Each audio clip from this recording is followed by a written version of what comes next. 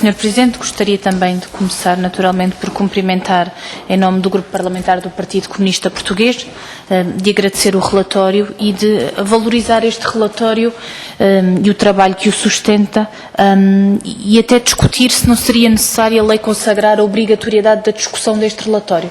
Nós, recentemente, o PCP apresentou um projeto de lei de revisão da Lei de Crianças e Jovens em Perigo e uma das propostas é a obrigatoriedade da discussão na Assembleia da República do relatório e por isso entendemos que também, provavelmente, relativamente à lei tutelar educativa, é uma matéria que nos deve também fazer pensar e refletir sobre a importância da responsabilização também da Assembleia da República e do Governo relativamente a esta matéria. O relatório coloca preocupações e sugestões que merecem a nossa análise e a reflexão profunda, acho que inclusivamente pela forma como está escrito, comparando coisas que são naturalmente diferentes, comparando, por exemplo, este relatório com o Relatório Nacional das Comissões de Proteção de Crianças e Jovens, há uma avaliação muito mais qualitativa relativamente a esta realidade do que, por exemplo, uma avaliação mais descritiva e que é feita relativamente à Lei de Crianças e Jovens em Perigo, que também deve merecer a nossa análise e também a comparação sobre estas diferenças e as vantagens que quer um, quer outro, naturalmente trazem. Gostaria também de valorizar a perspectiva que está no espírito deste relatório, que é uma perspectiva de integração e de inclusão, em detrimento de uma perspectiva securitária e, sobretudo, valorizá-la num momento em que chega contraciclo. Porque nós vivemos um momento, designadamente com o que foi recentemente a revisão do Código de Processo Penal aqui na Assembleia da República, que muitas das matérias e das reflexões que nos obrigam a fazer vão no sentido de contraciclo. E também sobre isso, naturalmente, relativamente às questões da imputabilidade. Quando há declarações da Sra. Ministra da Justiça, não declarações en passant sobre a necessidade de rever a imputabilidade, mas não no sentido dos 18, mas de equacionar a diminuição da idade.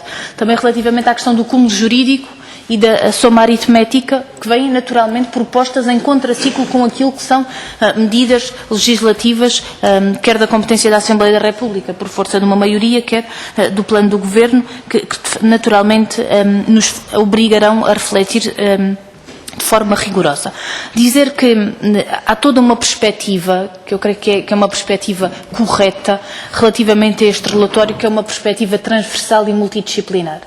E que, de facto, identifica uma necessidade muito grande de articulação, não apenas da área da justiça, mas da área da educação, da saúde e da solidariedade e da segurança social.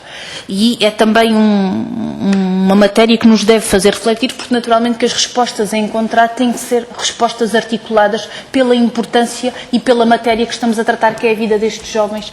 E por isso, as duas ordens de preocupações que nós gostaríamos de colocar, prende-se uma com a situação e a caracterização dos jovens, outra com as condições de funcionamento, as condições materiais e humanas de funcionamento dos centros educativos. Dizer o seguinte, é uma dúvida que tenho, não existe um relatório, por exemplo, anual de caracterização socioeconómica, sociológica destes jovens. Não existe. Poderia ser importante também fazer este relatório de caracterização não sobre o funcionamento dos centros educativos, mas sobre os jovens internados nos centros educativos. Dizer que há uma questão que é a inexistência do trabalho com as famílias. Depois está naturalmente ligada ao desconhecimento dos contextos de origem, claro. E é uma matéria que em tudo é igual à das CPCJs. E, naturalmente, é uma matéria que exige recursos e exige meios. Não há de ser por acaso. E é, de facto, importante perceber que a inexistência do trabalho com as famílias e uma CPCJ, numa reunião de trabalho que o PCP desenvolveu com as CPCJs, chamava-nos e alertava-nos para isto. É não apenas a inexistência de respostas numa determinada região, mas também por via do corte ao financiamento a muitas associações a incapacidade de desenvolvimento de projetos nestas áreas. E sobre isto é naturalmente grave que assim aconteça e também deve, e da parte do PCP continuaremos de facto a exigir e a lutar para que existam estas respostas específicas de acompanhamento aos contextos de origem, designadamente à família. Depois, relativamente aos meios humanos, é refletido no relatório que existe um psicólogo psicólogo em todos os centros educativos, sendo que o acompanhamento psicológico e psiquiátrico acontece apenas àqueles em que está diagnosticada qualquer tipo de necessidade de acompanhamento. E também nos levou a refletir sobre se seria ou não importante, à partida diria que sim, a necessidade de equipas multidisciplinares de acompanhamento destes jovens, não apenas de apoio psicológico, mas de terapias, de animação sociocultural, de um conjunto de respostas concretas, porque fala-se muitas vezes da humanização do espaço, e é sem dúvida um aspecto fundamental, mas também a humanização da identidade dos jovens, das suas necessidades, das suas carências mais afetivas, mais profundas, também precisa de ser trabalhado, e nós entendemos naturalmente que uma das respostas que é sugerida, que é a questão das casas para a autonomia, e que existe já essa resposta no âmbito da segurança social para outras saídas, que não de jovens de centros educativos, mas existe, em Lisboa existe pelo menos um projeto, há pouco tempo existia relativamente a jovens sem abrigo, algumas respostas, faz todo o sentido num percurso de emancipação, porque de facto pode existir situações concretas em que o retorno à família não é a resposta que salvaguarda o superior interesse daquele jovem. E por isso seria de facto importante equacionar outras respostas do ponto de vista da emancipação dos jovens. Relativamente às respostas educativas e formativas, eu creio que há aqui uma questão muito importante na página 9 do relatório, que é a dimensão da cultura integral do indivíduo. E ter exatamente para aqueles jovens a mesma perspectiva e a mesma avaliação que se tem para os jovens em geral na escola pública. Bem, sabemos que hoje em dia não é propriamente o que está em vigor, é a formação da cultura integral do indivíduo, muito pelo contrário. Mas esta preocupação é muito importante, sobretudo porque pode ser num centro educativo o único espaço de contacto com o jovem com a leitura ou com outro tipo de formação. E eu creio que é uma sugestão muito importante que aqui colocam e que de facto deve merecer também da tutela a reflexão indicada. Depois, relativamente à saúde mental, voltamos a uma situação em que relativamente às CPCJs é exatamente a mesma situação. O facto, por exemplo, de uma CPCJ sinalizava-nos isto: não existe resposta de institucionalização de uma criança porque a maior parte das situações são para maiores de 16 anos. E, portanto, do ponto de vista da saúde mental e da necessidade de existir equipamentos e instituições de acolhimento, não existe de todo. E, portanto, nós estamos a falar de situações que, em alguns casos, podem não ser permanentes, podem ser transitórias e podem ter hipótese de reverter esse tipo de demência. E, portanto, entendemos de facto que é muito importante que se salvaguarde. Agora, também é verdade que, infelizmente, mesmo numa situação não de centro educativo, não de criança em risco, também do ponto de vista da pedopsiquiatria, há regiões do país que estão muito pauperadas nestas coisas. O Algarve não tem um pedopsiquiatra e por isso isto também tem naturalmente tudo a ver com o momento que vivemos e com a gestão dos recursos públicos, mas não deixa de nos preocupar. Relativamente à situação das raparigas, a atual Secretária de Estado já integrou esta comissão. Recordo-me, enquanto deputada da Assembleia da República, de já ter colocado, pelo menos na anterior legislatura, preocupações relativamente à situação das raparigas nos centros educativos, nos centros mistos, do espaço que era reservado às raparigas e não era reservado aos rapazes, da subordinação dos interesses de um em detrimento dos outros, e portanto também não é novidade, mas que existe de facto recursos e investimento para isto. Sobre as condições materiais, nós dirigimos uma pergunta ao Governo que já tivemos resposta relativamente ao número de técnicos por centro educativo. Eu creio que, relativamente aos centros educativos de Santa Clara e da Madeira, não nos é indicado o número de técnicos. A minha pergunta é, eu vou ter que, a resposta chegou-nos há relativamente pouco tempo, vou ter que insistir novamente na pergunta, não sei se é porque não tiveram condições de contabilizar o número de técnicos ou se não existem técnicos e, portanto, aproveitava aqui a vossa presença também para este esclarecimento. Por exemplo, a relação que colocam a situação do Mondego de ficar sem técnico, colocou-se já relativamente ao Centro Educativo dos Olivais. Também, quando, por exemplo, um técnico está doente ou não pode ir fazer o fim de semana, coloca-se esta situação muitas vezes. Há uma questão também muito importante que coloca o relatório, que é a necessidade de construção do novo Centro-Sul. E ao longo da vossa intervenção houve duas questões que me colocaram. Quando um aluno está em regime, quando um jovem está em regime semiaberto ou aberto e vai passar os fins de semana à casa, quem é que paga essa despesa? Porque pode haver, porque no caso de ser o aluno, não. Pronto, ainda bem, porque eu estava a imaginar a despesa que seria, por exemplo, um jovem vir da Guarda, mesmo em transportes públicos, é uma despesa significativa para muitas famílias.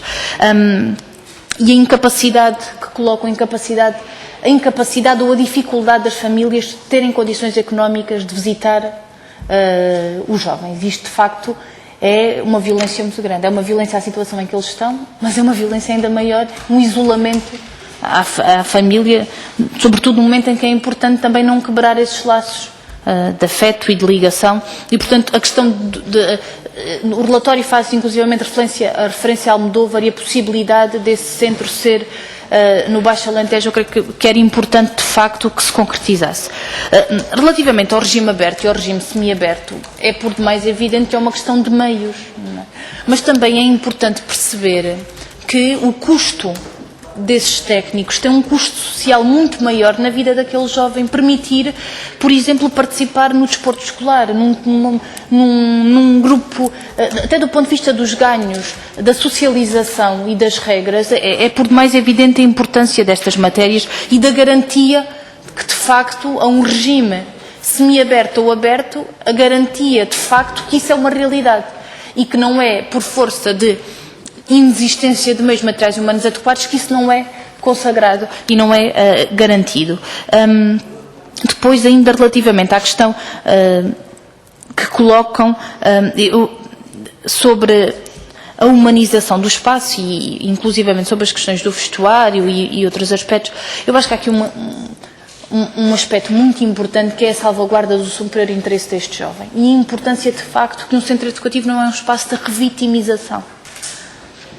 E, infelizmente, também daquilo que são sinais que nos vão chegando e que, de certa forma, o relatório acaba por exprimir, tememos que os centros educativos não façam educação para o direito, mas nem façam educação para a cidadania, nem façam educação para aquilo que deve ser a cultura integral, porque também deve permitir esse espaço. E eu acho que não é utópico estar a defender isto, porque estamos a falar da vida daqueles jovens, cerca de 270, 300 jovens, e portanto não estamos a falar de recursos ilimitados que iriam colocar em causa o equilíbrio das contas públicas, não é disso que se trata, de facto. É de valorizar esta resposta e, sobretudo, esta perspectiva de inclusão. Mesmo para terminar, dizer apenas o seguinte: o recrutamento dos técnicos, o respeito pelos seus direitos, da progressão, da valorização da carreira, o acesso à especialização e à formação, tem vindo a ser uma reivindicação há muito por parte destes técnicos. Desigualmente, os técnicos, eu conheço, o PCP acompanha, especialmente a questão do Centro Educativo dos Olivais, é uma preocupação que temos desde há muito. Nós, no Orçamento de Estado para 2013, não, mas para 2012, quando a discussão do Orçamento de Estado na especialidade, colocámos uma questão exatamente à Sra. Ministra sobre o Centro Educativo dos Olivais e a falta de técnicos, que nos disse que a situação estava a ser acompanhada, sendo que se mantém na mesma. E por isso nós entendemos que é uma mais-valia para o técnico, mas é uma mais-valia para o jovem que tem contacto com esse técnico. E naturalmente que isso é importante. Sobre o jogo do empurra, quer dizer, nós, por exemplo, no âmbito da Lei das Crianças e Jovens em Perigo, propusemos que, em caso de institucionalização, quem deve acompanhar o jovem deve ser naturalmente o técnico da instituição, mas sobretudo o técnico da CPCJ onde o problema foi referenciado, porque isso obriga um trabalho com a família e permite um contacto para um caso de retorno à família quando a medida estiver concluída, que é muito importante. E, portanto, aqui a questão do jogo do empurra, claro que empurra porque isso implica custos para a organização, mas deve também ter em conta, relativamente aos centros educativos, a perspectiva e o projeto que está associado àquele jovem. E nós entendemos, de facto, que isso é importante e também daquilo que é a nossa responsabilidade enquanto deputados da Assembleia da República, de acompanhamento, monitorização e fiscalização do Governo nesta matéria, naturalmente que este relatório nos deixa muito trabalho, mas é também para isso que cá estamos e o nosso compromisso é continuar a acompanhar com muito pormenor e com a importância que esta matéria nos merece, a lei tutelar educativa e a sua aplicação. Muito obrigada mais uma vez.